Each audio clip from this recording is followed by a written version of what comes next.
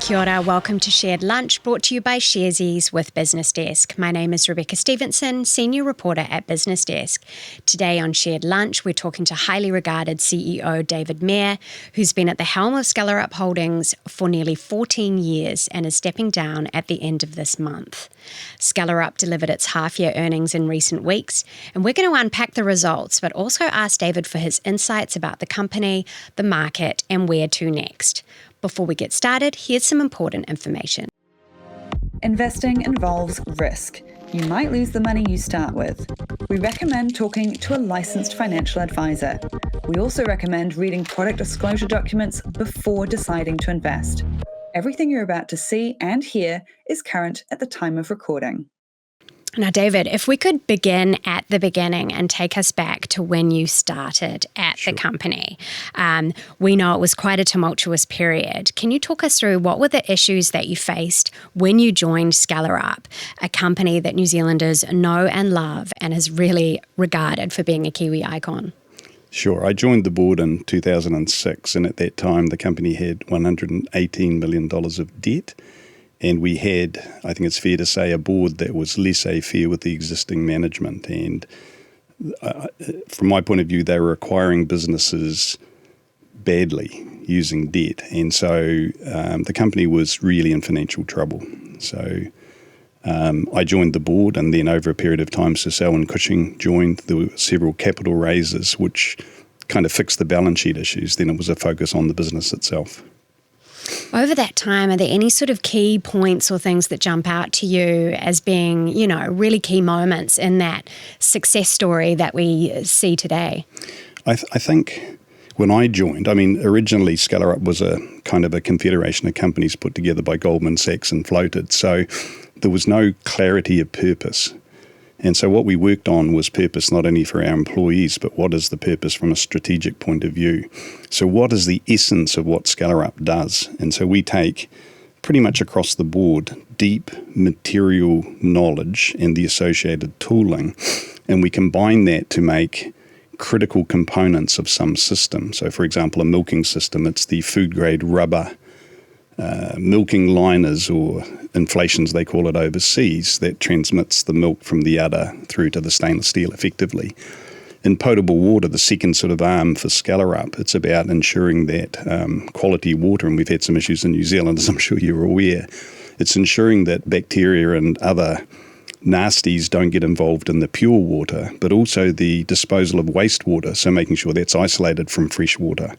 That's a large part of what Scalar Up does. So not all of it, but a large part of what we do is use that deep knowledge and apply it to create value in both food grade applications and potable water. And in some ways, potable water is like food, isn't it? It's kind of, so that's the unifying strategy. Then purpose, if I can quickly go through, there's sort of 5 elements of purpose for any business, but it's getting it right, making sure people understand. So the first one is about customers, so true customer focus. But it's a seesaw. It's got to be good for the customers and good for Scalar Up. And a lot of people rush around and do things saying, this is good for the customer. But the question is it good for Scalar Up? Similarly for staff, it's got to be good for staff and good for Scalar Up. The same with suppliers. It's got to be ultimately good for the supplier as well. Otherwise, they won't supply us. So we want to be, in essence, the best customer to our suppliers, the best supplier to our customers. And the glue is the people that we're involved in. So the fourth part of purpose is the community of people. So we could talk about Moen, or we could talk about large customers. It's actually the champion inside that company that is our connection, if that makes sense. And then, of course, the fifth purpose is shareholders. And we never, ever, ever take for granted shareholder money. It's the shareholder's business, not my business or not. So we're very careful with capital. My fundamental job is capital allocation. So with the rest of the senior team, we focus on the biggest opportunities and make sure we get the right people and then follow up with dollars. So capital allocation is not the way most people think of capital. It's making sure that we invest first in proof of concept with our people and then follow up quickly by reinforcing it with money. It's interesting you raise those 2 points. I rang Oliver Mander at the Shareholders Association to ask him about you yesterday. Right. And those were the two things that he said had been really strong in your tenure at Scalar Up, was where you put the money. You're very careful, but also were really quite exceptional, he said, in terms of specifying products for your customers, but yet being able to do that in a really meaningful way, not in a small way. Yes. Can you talk a little bit more about that breakdown of the business then? Because, we all think gumboots, but you've touched a lot on industrial now, which is really growing part of the business. How does that split kind of work out? What's the size of those businesses? Probably round figures, it's easier to think that way. In terms of revenue, the industrial business used to be 2/3 of the revenue and agri was 1/3. But in terms of profitability, it was 50-50. So for a long period of time, the agri people used to say to me, leave us alone, why don't you go and fix the other part of the business? But what I'm excited about in the future of Scalar Up is the industrial business, almost by definition, has greater scope and scale to grow. We focused in on the US market. So the US market by revenue is just over 35%. It used to be 25%, 25%, 25%, New Zealand, Australia, Asia, Europe, the US. Our real strategy at the moment is the scale of the opportunities in the US, you only need one or two compared to a whole lot of small opportunities in Europe, for example, or Asia. So it just seems obvious that that's an area to focus on. Plus, there's the geopolitical, we could spend hours on this stuff about, de-risk China, as if that's just something you can do. We get a lot of manufacturing done in Vietnam. What if there was a tariff imposed on Vietnam? All those kind of things. But those are things I can't control. So one thing I focus on is what can I control and what can my teams control? And I don't really get too distracted by the other things, to be honest. What do you think? You say you always keep the shareholders at mind. The shareholders are incredibly loyal and very supportive. Do you get direct feedback from them? And what are they telling you about the business and what they want to see? I really enjoy annual shareholder meetings. And sadly, now that they're online, fewer and fewer people are turning up. I noticed that the last time, but whatever it is, maybe there are other companies, but at Scalar Up, we have these people that I would have guessed 10 years ago they might have passed away without being rude. But they come up, they're very, very knowledgeable about the business, and they often give me advice about we should buy this company or those kind of things. But I do remember one particular shareholder came up and he said to me, "You're boring." And I said, "Oh, I'm sorry, I try to present, briefly. We're noted for our brevity in terms of our presentations and that." And I said, "I really try to make it interesting." And he said, "You're boring. Every year you just make more money. It's good."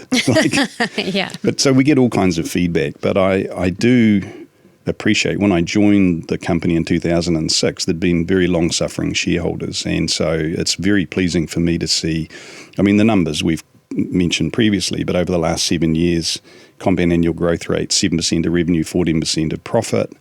And looking ahead the next 3 years, I really don't see why we couldn't maintain it. That doesn't mean this year we'll deliver that, but we take a longer term view. So we do 3-year business plans, 1-year budget, and we have a good process now. But a lot of it comes down to the essence of what we do well and our purpose. So I've explained that. Let's talk a little bit, I guess, about half year. There were some ups and downs, I guess you could say, and that with agri in particular, suffering a little bit. What do you think are the reasons for that? But you also said, you think in the second half, things are looking better for agri. What gives you that confidence? Sure. So you're right. The market didn't like possibly two things. They didn't like our first half because it didn't meet their expectations. So let's be clear. And then we're in exactly the same position we were last year. And we slightly changed our guidance to we will deliver the same as last year, sort of worst case. But of course, it's in our hands to try to do better than that. So one reason is, and I've explained this in previous presentations about destocking. So destocking, so through COVID, we had a huge increase in inventory. On the industrial side, that flushed through pretty much in the last half of last year. With agri, we're not close enough to our customers, and it is one criticism I have of our teams is we meet customers, but we're not drilling into how we can really do a better job for them. And then particularly in Europe, their financial year is 31st of December, so they want to destock and fix their balance sheet temporarily, and then they order a lot. So one reason that gives me confidence that we can do at least as well as last year in the second half of this year is that we're buried with orders that we can't make. So I spent Thursday, Friday last week in Christchurch, and a couple of weeks I'm going down again. Not that there's a lot I can support the teams. There's not a lot I can do to actually pump out more liners or more tubing. But that high level of demand gives me a lot of, it's back to the control thing. I feel it's in our hands to deliver a great result. Now, whether we do or don't, I mean, the orders have to continue on. But with revenue recognition to Europe, very soon, probably by the end of March, beginning of April, it's either on the water or it isn't. Once it's on the water, I mean, who knows? There could be a Houthi missile or whatever. But other than that, really, we've done what we can. And then to be honest, I don't worry about it too much. Yeah. I mean, you did talk a bit about that, a lot actually, about the lumpiness through COVID. What do you see that might give you concern about more lumpiness, with those kind of geopolitical things you've touched on? Well, there's always some shock somewhere, but I guess what gives me confidence over not 30th of June necessarily, but if I take a 2-year, 3-year view, we have so many exciting projects we're working on, and some of those were delayed by COVID. We had a large customer in the US that's in a new sector called hygiene, and that's going very well. They have launched in the market, and everything tells us that's selling through. But that's only one of 3 large projects with this customer. Now, will we get the other 2? Well, we know they're not working. So the beauty of our model is if we do it well, there is no competitor. So people often ask me, well, what about your competitors? There are very few companies that can do what we do. So we combine knowledge of multiple materials. So we take plastic, rubber, sometimes fabric for fabric reinforced diaphragms, the pressure switch in washing machines, for example. We take metal, we bond rubber to metal, all those kind of things. A lot of companies can only do one of those. And so we can take a complicated bill of material of maybe 40 bits, and we can often supply one bit that has 10 or 15 of those bits together as one thing that works every time. So that's very valuable to our customers. And of course, we can make more money doing that. So anyway, without getting too technical, I guess it's a very, one thing I can say, there's not a week that goes by that I don't discover something new that's very interesting about Scalar Up. It's a fascinating business. Yeah, it is. There's so many aspects of it, outside of our beloved red bands. Some really interesting data points, since you took over. It's something like 14 years that you've been in this role. Scalar Up stock value has risen more than 400%. Yes. When you started, you posted an $11.6 million net profit for a year, but in your most half-year result, you posted a net profit of $21.6 million. So how did you do that? What do you think are those sort of key points in growing the business? Numbers are outcomes of process. So to be honest, I don't focus on the numbers. I focus on the process. And the numbers kind of take care of themselves, although obviously you give it a push. But of course I'm pleased, and I'm pleased for, I am a reasonable shareholder, so I'm very pleased from that point of view. But that's the purpose of our company overall, is really to reward our shareholders. So we focused hard on paying back dividends. We're very, very focused on cash flow. So we do a very good job at both collecting money, but also making sure that we reward shareholders.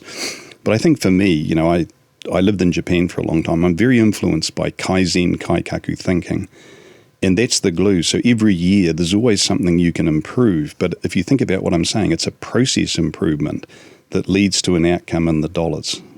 So I don't look at the profit year on year like some of our analysts and sort of say, oh, next year they'll do this. I look at the specific processes we're focused on improving, and then how quickly can we do that. And I could give examples, but one of the interesting things about Kiwi companies is we become, in many cases, distracted. There's 2 or 3 things you can do in a week. So the Japanese thinking is, for example, if you have a production line of 10 people, you operate it with 5 people for 24 hours, and you learn a lot from that. We spend a lot of time analysing how to improve a process without doing anything. So another element of process improvement is you learn by doing. You don't learn by thinking. So there's no value in spending a lot of time analysing. Get out and do some things and then learn from it. So create a feedback loop. If you think about what I'm saying, that's actually the scientific method. If we remove 5 people, the line will be 80% of the speed or whatever. You trial it, it's never 80%. It's either worse or better. Whichever way it goes, you learn something. feed that back in, and then do it again and do it again and do it again. Do it really quickly, and then suddenly you've got a plan that can raise, in general, you can raise improvements, 30, 40%. Seems unbelievable to a lot of people. Now, we moved to Wigram, so one of the things I get asked a lot about is, well, surely you've had all the gains. I see more gains right now than I've ever seen. Yeah. So it's kind of counterintuitive, isn't it?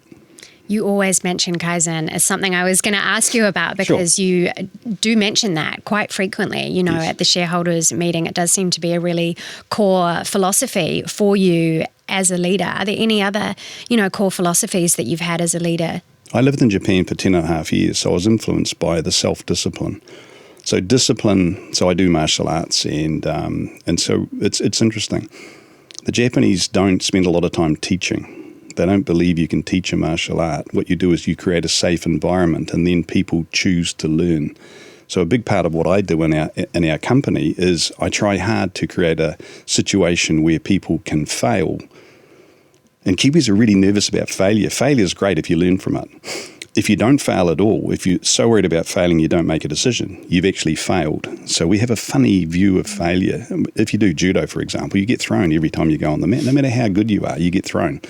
So you get used to the idea, well, I'm going to get thrown, so what am I going to focus on? Mm-hmm. The only other thing I can say is I'm very proud of the fact we have a number of young leaders coming through. So I mentioned at the shareholders meeting, we have 3 or more very good leaders, many of whom could easily take my job in 5 years' time. But the oldest is 39 and the youngest is 34. So it may seem like I do a lot, to be honest. Mm. It's very easy now because we have these people that are very focused and they're rewarded for that. So we have a really good remuneration system where they have a chance to make a lot of money. And I think that's great. There's kind of this, you've got to go and get some consultant's view of what their job is worth or whatever. I don't believe in that. There's 4 or 5 people that really make a difference. Let them loose. We could just go back to, you talked about that, that fear of failure. But, have there been missteps along in your journey? And, what were they and how did you sort of recover?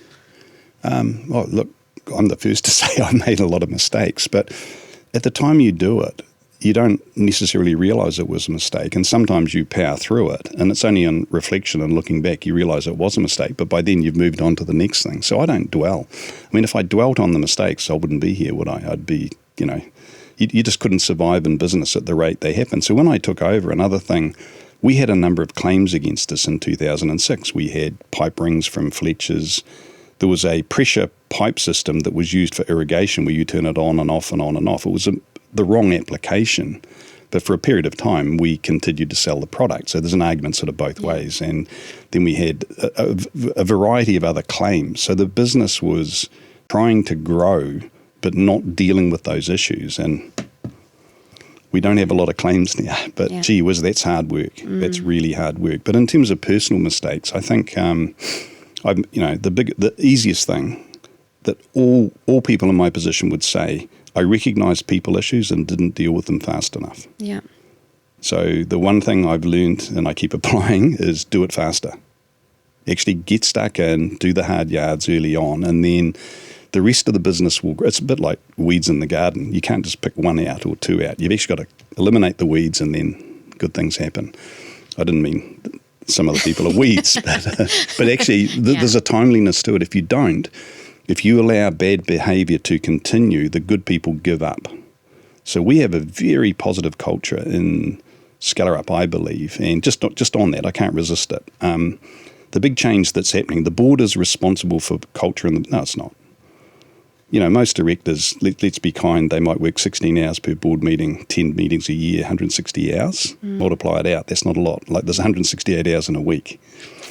So the reality is the culture is set by the senior team, and the board should review that and go round those two, usually CEO, they should go round to check. And Alan Isaac and these people are really experienced at that. Don't necessarily trust what the CEO or CFO tells you. Go round them and check inside the organisation. So we regularly present some of the people I mentioned earlier. They present to the board.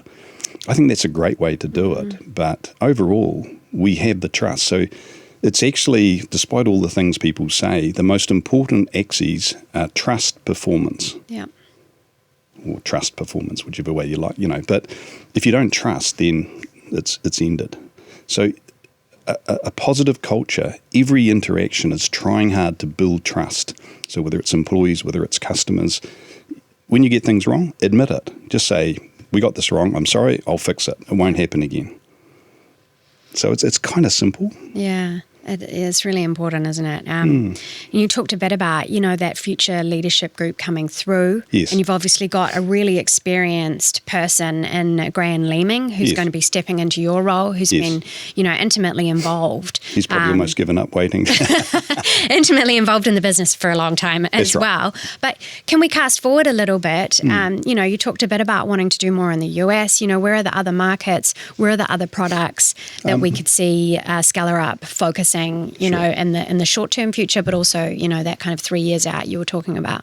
We are in other markets, but I think the first thing always to protect is your home market, your home base. So there's a lot we can do in the New Zealand market, both for our agri division, but also industrial. And we are doing things there. Australia tends to be a bit of a leap for many New Zealand companies, but there's a lot we can do there. And, I lived in Japan and I did a lot of work for Panasonic in Asia. So I'm quite focused on Asia. I still think, if you look at the growth, if you believe economic growth leads to opportunities for prosperity, then you can't ignore Asia. Europe's trickier. So I'm not saying we should withdraw from Europe or anything like that. But to be honest, that's for Graham and the team going forward. As a director, of course, I have a say, but it's really reviewing what the management team commit to and things like that. And I'm sure they'll do a great job. Just on that, when I hired Graham, he came from Raycon, but he was not just a CFO, he was a COO. And so my operational view and his view are very similar. And so, I've no doubt that the operational improvement in the business will carry on, and then we're promoting again. Tim Runnels becomes the CFO. So he's working for Graham now directly. So the transition, I believe, has been smooth. Despite that, the market didn't believe our second half for agri, and they're not happy with me stepping down. No, it dropped about 6%, didn't it, on the day? Yeah, but like the news. Change happens. Yeah. And so, look, I love business, and I don't worry about it. There's times when you go, oh, gee. So the one thing I have learned there, take a deep breath. Don't overreact straight away. If you sleep on it, you'll wake up with a better plan. So sometimes you have to react immediately. But sometimes it's worth just sitting on it for 24 hours. So that it's like judo, it's a timing thing. So other than that, I'm not that clever, to be honest. There are a lot of, I respect, like Mike Daniel previously from Fish and Paykel Healthcare. There's a guy, John Kippenberger, he's Scott Automation. There's people I admire. That's just New Zealand. And then, of course, I've got access to a whole lot of smart Japanese guys and also some of the US guys. So there are a lot of people you can learn from. I think it's essential that we keep learning. So I read 2 books a week. I subscribe to the BusinessDesk, Financial Times. I read the Financial Times. There's in-depth stuff there. I'm very interested in the Japanese market. We could spend a lot of time on that, but I think there's big opportunities there and opportunities for Scalar Up. But unfortunately for a lot of people, except those in the know, Scalar Up's kind of an unknown quantity, and they want to break it down into these products for this market and, the total addressable market and all that, the TAMs and all that stuff. To me, that's missing the point of what we do. They don't like valuing a capability company, and they don't like a holding company structure where it's a confederation of companies. They mark it down. Okay. At the end of the day, shareholders can sell their shares or whatever. I actually think it's quite a strong model, and so when something goes wrong, something's going right. Yeah. Now, people don't like that, but actually, isn't that the real world? So, I have no issue with the structure. Yeah, it's interesting because I think Infratil had their investor day last week, and it's very much that sort of model that you're talking about. If you've got 6 or 7 things happening, yes. If one's not working so well, it doesn't matter. That's because right. You've got, a bunch of other things that are doing well. Yes. If we could talk a little bit about, what are you going to do next? Because you have started picking up some new directorships. We saw you join Sanford recently. Yes. Yeah, what does the future look like for you? It's no surprise, I get regular offers from some of the HR guys and, recruitment firms and that. My wife is Japanese, so I've considered it's possible I could join a board in Japan, which I'm kind of interested in, but I'm probably not ready to give up on New Zealand yet. I still see my fundamental role, my purpose is to, just like I explained with judo, create a safe environment where people can learn quickly and hopefully they'll reach their potential faster. So I can create those opportunities. So I joined the board of Sanford. It's an interesting company. It's probably the way to say it at the moment. I'm involved in a few other things, but the reality is I get offers quite regularly, and so it's flattering in that. I'm very careful what I get involved in, so but I'm not ready to hang up my guns yet. That's probably where I'll leave it for now. But I have not decided any new... I mean, people are speculating, but that's fine. Yeah, we love to speculate about what you're going to be doing next, David. Now, you did obviously talk about that group, those young guns coming through. Yes. But if you could talk a little bit about, new products as well as that new leadership, are there any sort of new things on the horizon, that potentially would excite Scalar Up shareholders or potential investors? I'm not here to sizzle the sausage, but I just think we're getting better at what we do. So from a product development point of view, more and more like the hygiene product that we're talking about. I wish I'd brought some pieces, but I didn't realise we're on video today, so I didn't dress up. Apologies. But look, there's 4 little rubber umbrella valves. It looks like an upside down, a right way up umbrella. There were 4 of them, and they fitted into a plastic part, and you pull them through, and then they can't fall out. They kept getting cut. And so what's interesting is one of our technical people went up and he looked at it and he asked to see the plastic product, and then he asked to see the tooling that made the plastic product. Then he asked to see the drawing without going through all the technical stuff. What was smart is there was a mistake in the tooling. But what he said is, can we supply the rubber parts and the plastic parts? Yeah. So the thing I think that's exciting about Scalar Up now is a number of those young guns, they don't think about a single one-shot, this is the product. They're thinking about a system of products, and a system of products becomes the critical system. So, for example, for milking, it's getting the milk safely from the cow all the way through to the vat, the stainless steel vat. That includes a suction pump. That includes a number of things that we can do very, very well, and it's very specialised. And often there's a barrier to competitors, which is the food grade standards or the potable water standards. So in the US, what's going to happen to potable water standards? I promise you, they're going to go up. That often means you have to reformulate your rubber, or you have to create a new plastic material, and it's the combination of those bits. A lot of our gains, in the old days, Fish and Paykel appliances made a lot of gains by replacing metal with plastic. We use engineered plastic to replace brass and lead and those kind of things. So, that's a very positive use of plastics, despite, the view of plastics.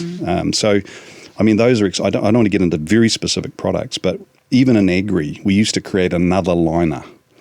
That's just, that's old ways of thinking. But if you think of the cluster of 4 liners and the plastic, literally the cluster, and then the recycling of that, it opens huge opportunities for Scalar Up. And so we have some very exciting projects on the way now. And 3 years ago, we just didn't have the team to do that. So the most exciting thing, if Scalar Up was in trouble, I wouldn't be stepping down.